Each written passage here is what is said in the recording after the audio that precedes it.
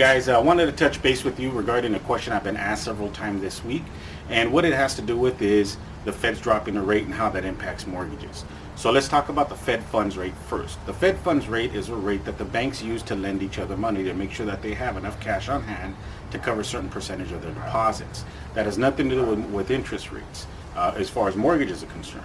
Mortgages are dictated by something called the MBS, mortgage-backed securities rate. That's the rate at which mortgages are bought and sold on the stock market. So let's shift the conversation to that direction.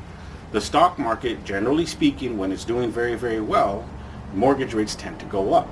However, when there's problems or challenges in the stock market, mortgage rates tend to drop. Okay, that's just a general rule of thumb. However, in this particular market, that's not the case. Everything has been a little chaotic. There's a lot of misunderstandings and a lot of uncertainty and fear, and it's been translated into a chaotic market. So even though the Fed dropped the rate, interest rates on mortgages skyrocketed in the last 48 hours. What does that mean to you? Well, essentially what it means is if you were looking to do a refinance and capture a lower rate, continue moving forward as far as getting your lender, all your paperwork, and be ready to move if and when rates start to come back down again. If they don't, then no harm, no foul, but at least you're prepared.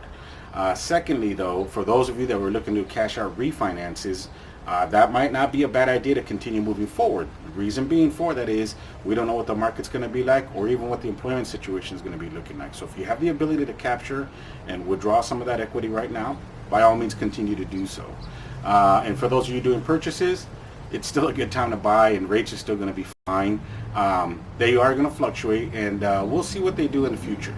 But other than that, that's really the outcome of the rates in the MBS and the Fed funds rate. So if you guys have any questions, let us know. Thank you.